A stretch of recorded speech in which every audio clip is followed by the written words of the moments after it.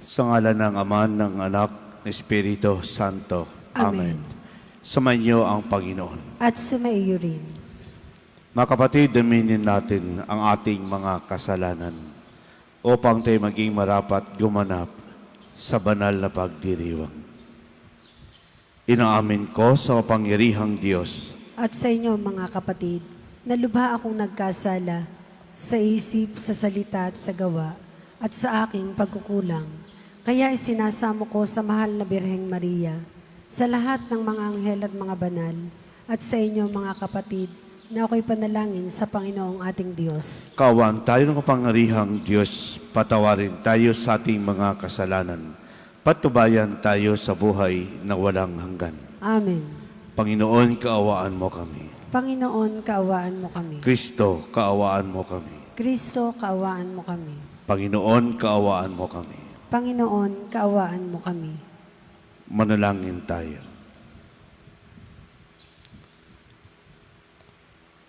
Ama naming makapangyarihan, iginawad mo sa paring si San Jeronimo ang matamis at buhay na buhay sa pag-ibig sa banal na kasulatan.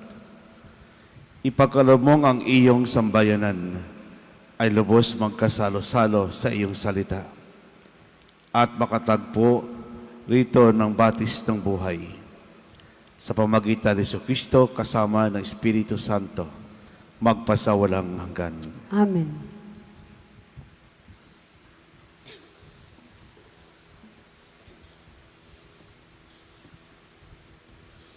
Pagbasa mula sa aklat ni Propeta Zacarias. Muli akong tumingin at may nakita akong isang lalaking may dalang panukat.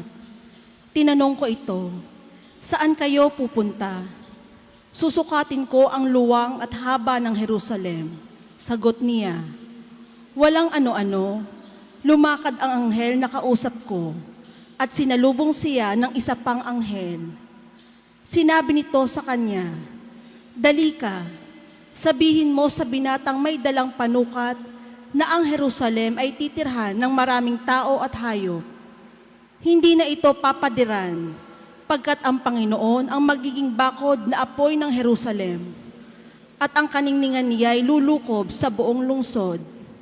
Sinabi pa ng Panginoon, "Umawit ka sa kagalakan, bayan ng Sion, pagkat maninirahan na ako sa piling mo. Sa araw na yaon, maraming bansa ang sama-samang magpupuri sa Panginoon at pasasakop sa Kanya." Ang salita ng Diyos. Salamat sa Diyos. Salmong tugunan. Pumapatnubay na Diyos ay pastol na kumukupkup.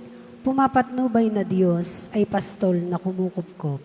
Mga bansa, pakinggan ninyo ang sabi ng poon at ipahayag ninyo sa malalayong lupain. Pinapangalat ko ang mga anak ng Israel, ngunit sila'y muli kong titipunin at aalagaan, gaya ng pagbabantay ng isang pastol sa kanyang mga tupa. Pumapatnubay na Diyos ay pastol na kumukupkop. Sapagkat tinubos ng poon si Jacob at pinalaya sa kapangyarihan ng kaaway na lubhang makapangyarihan at malakas. Aakyat silang nagsisigawan sa tuwa patungo sa bundok ng Sion, tigib ng kaligayahan dahil sa mga pagpapala ng poon. Pumapatnubay na Diyos ay pastol na kumukupkop. Kung magkagayon, sasayaw sa katuwaan ang mga dalaga, makikigalak pati mga binata at matatanda. Ang kanilang dalamhati ay magiging tuwa. Papalitan ko ng kagalakan ang kanilang kalungkutan. Pumapatnubay na Diyos ay pastol na kumukupkop.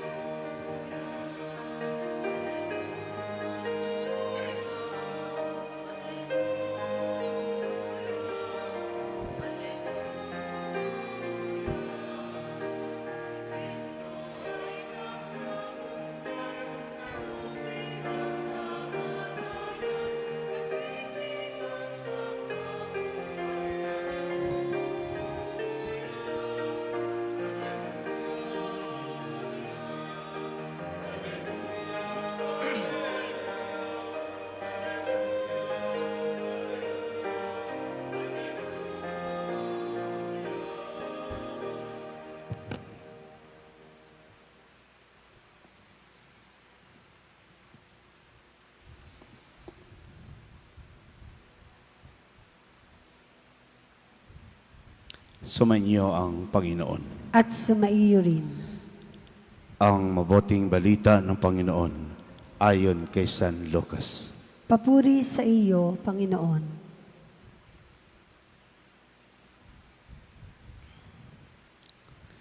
Noong panahon iyon, samantalang nangingilalas ang mga tao sa lahat ng ginawa ni Jesus, sinabi niya sa kanyang maalagad, "Tandaan ninyo itong sasabihin ko. Ipagkakanulo ang anak ng tao, ngunit hindi nila ito naunawaan, pagkat inilingid ito sa kanila." Nangangamba naman silang magtanong sa kanya kung ano ang ibig sabihin niyon. Ang mabuting balita ng Panginoon. Pinupuri ka namin, Panginoong Hesukristo.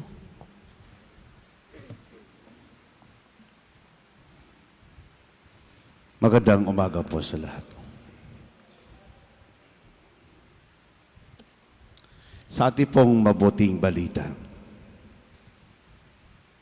dalawang pangyayari sa buhay ni Jesus na mahirap unawain, mahirap intindihin. Hangang-hanga sila kay Jesus. Mahusay, magaling. Ang daming himala niyang ginawa. Subalit, pagpasok niya sa Jerusalem, dadanasin niya ang paghihirap. Hindi po ito lubos maunawaan na ang Mesiyas ay hatulang mamatay. Pagpasok niya po sa Jerusalem, kukutyain siya. Pahihirapan.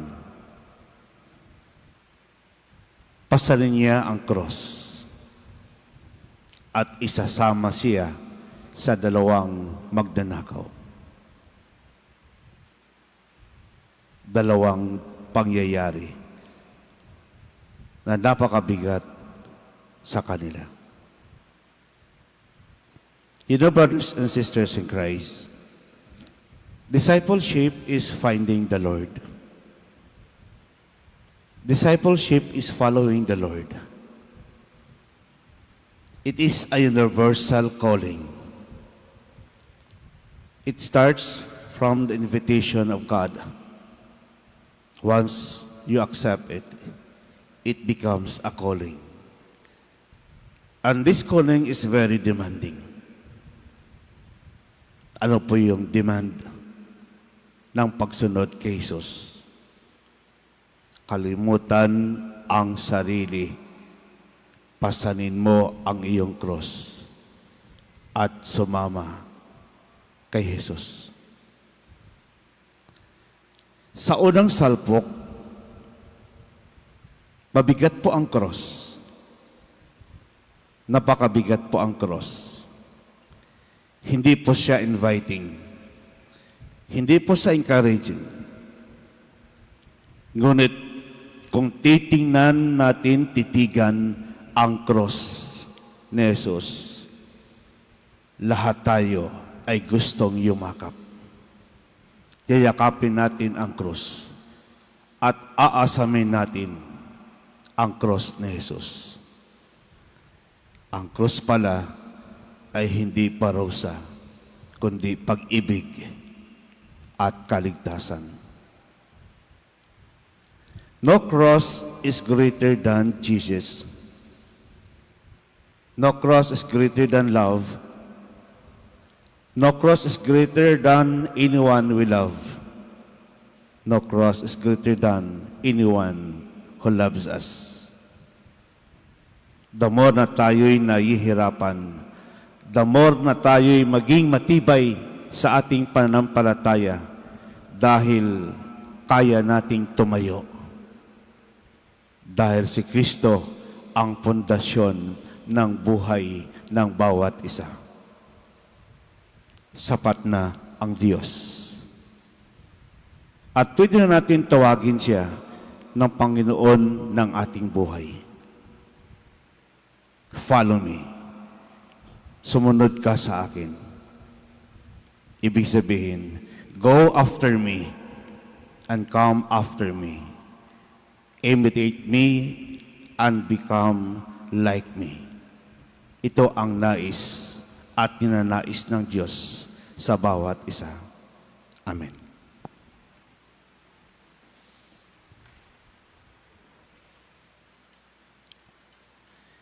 Pinahayag ni Kristo ang ating Panginoon ang ating kaligtasan sa kanyang kamatayan at muling pagkabuhay. Sa pamagitan niya, ang lingkod niyang nagdurusa. Dalhin natin ang ating mga panalangin sa Ama ng lahat ng awa. Ang ating pong itutugon, Panginoon, dinggin mo ang aming panalangin. Panginoon, dinggin mo ang aming panalangin.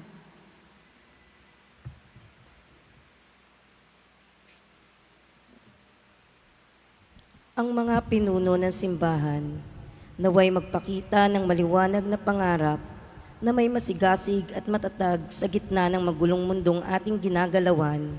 Manalangin tayo sa Panginoon. Panginoon, dinggin mo ang aming panalangin. Ang kapayapaan at pagkakasunduan, naway mamayani sa samahan ng mga bansa at lahat ng tao sa daigdig. Manalangin tayo sa Panginoon. Panginoon, dinggin mo ang aming panalangin.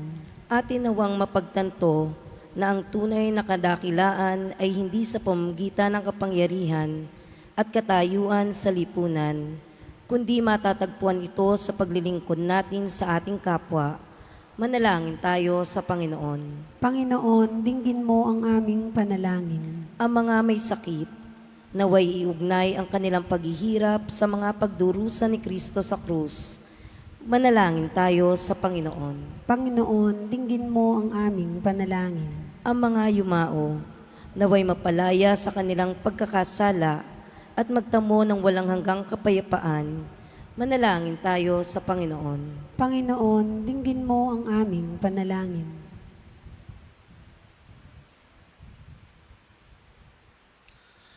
Ama naming nasa langit, bigyan mo kami ng tapang na tanggapin ang anumang pagdurusa na darating sa aming buhay.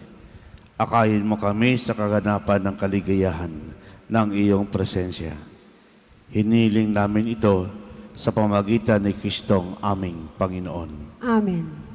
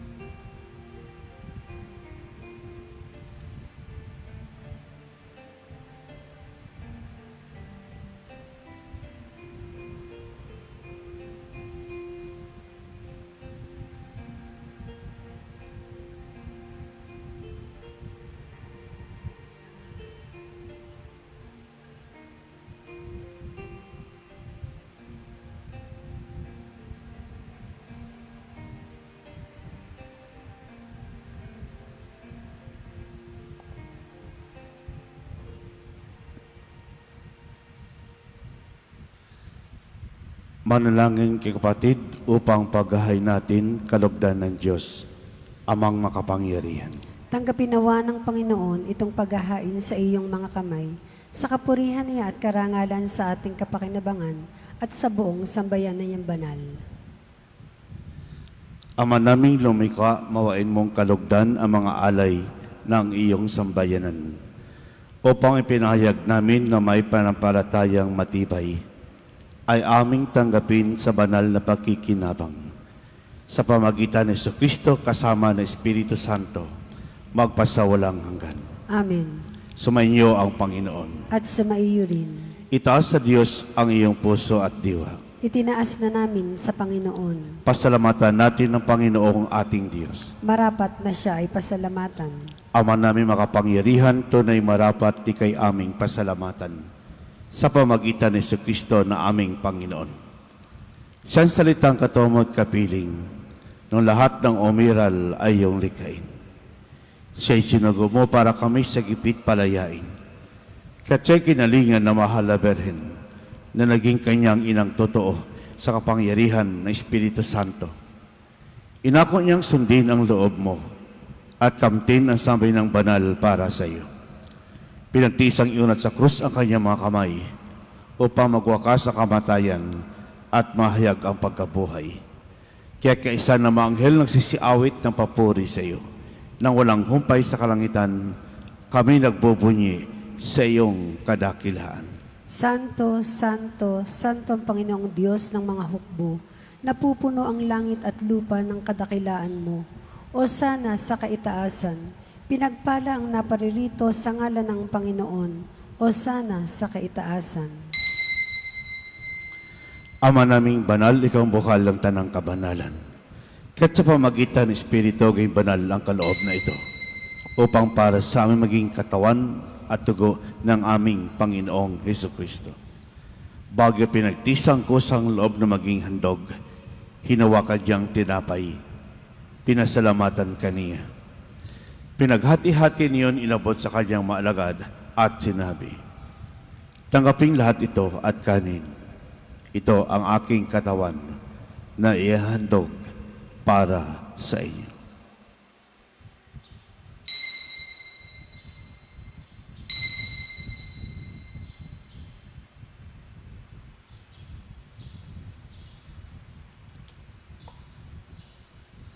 Ganyan din naman na matapos sa hapunan, hinawakan niyang kalis, muli kang pinasalamatan. Inabot niyang kalis sa kanya maalagad at sinabi, tanggapin lahat ito at inumin. Ito ang kalis ng aking dugo, ng bagot walang hanggang tipan. Ang aking dugo na ibubuhos para sa inyo at para sa lahat, sa ipagpapatawad ng mga kasalanan. Gawin niyo ito sa pag-alaala sa akin.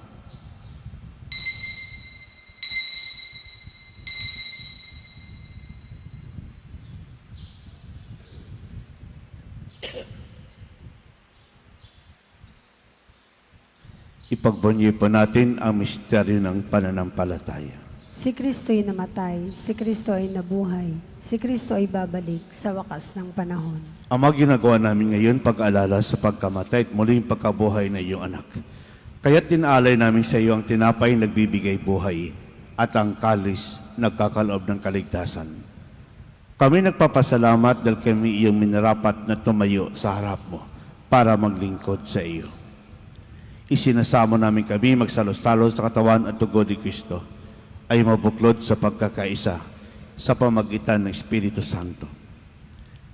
Ama, lingapin mo simbahang laganap sa buong daigdig.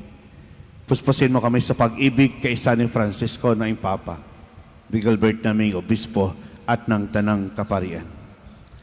Alalahanin mo rin kapatid naming na imlay na may pag-asang sila'y muling mabubuhay, gayon din lahat ng mga pumanaw. Kawaan mo sila at patuloyin sa iyong kaliwanagan. Kawaan mo pinapating kami lahat makasalo sa iyong buhay na walang wakas. Kaisa naman na Birheng Maria, Ina ng Diyos. Kaisa ng mga apostol at lahat ng mabanal na namuhay dito sa daigdig ng kalugod-lugod sa iyo. May pagdiwang nawa namin ang pagpupuri sa ikararangal mo sa pamagitan ng iyong anak na aming Panginoong Hesukristo. Sa pamagitan ni Kristo, kasama niya sa Kanya, lahat ng parangal at papuri sa iyo, Diyos ang mga kapangyarihan, kasama ng Espiritu Santo, magpasawalang hanggan.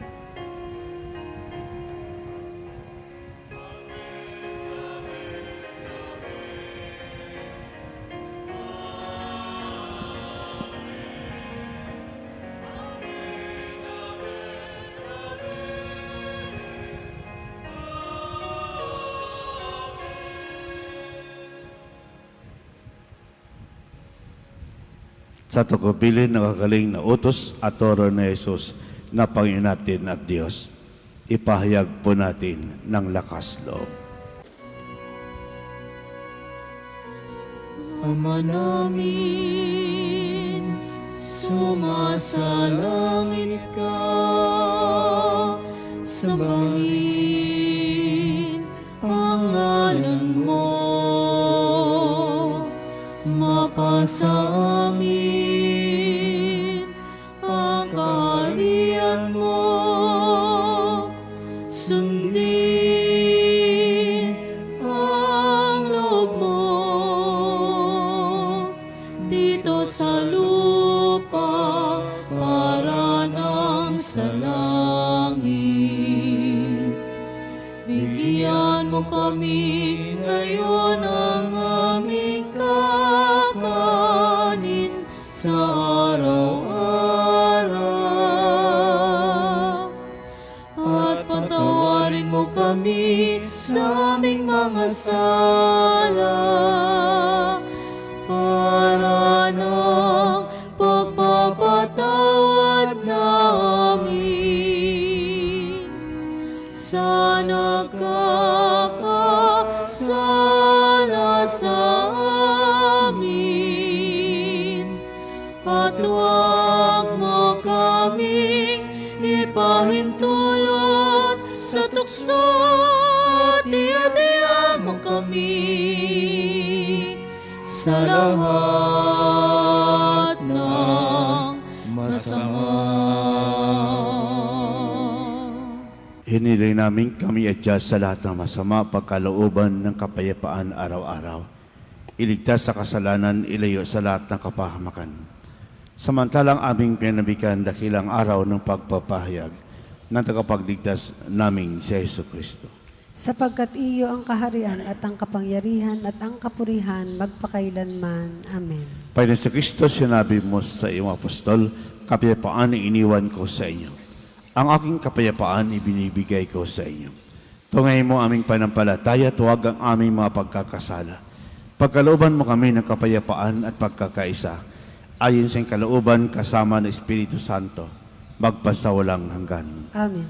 Ang kapayapaan ng Panginoon ay laging sumainyo. At sumaiyo rin. Magbigay po tayo ng kapayapaan sa isa't isa. Peace be with you. Good morning po sa lahat. Kordero ng Diyos na nag-aalis ng mga kasalanan ng sanlibutan, maawa ka sa amin.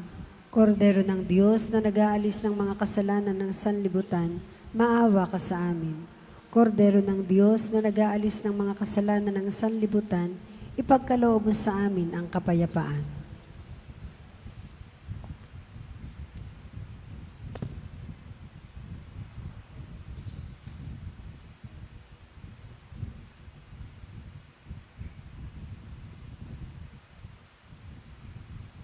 Mga kapatid, ito ang kordero ng Diyos, ito nag-alis ng mga kasalanan ng sanlibutan. Mapalad ang mga iniyahan sa kanyang piging. Panginoon, hindi ako karapat-dapat na magpatuloy sa iyo, ngunit sa isang salita mo lamang ay gagaling na ako.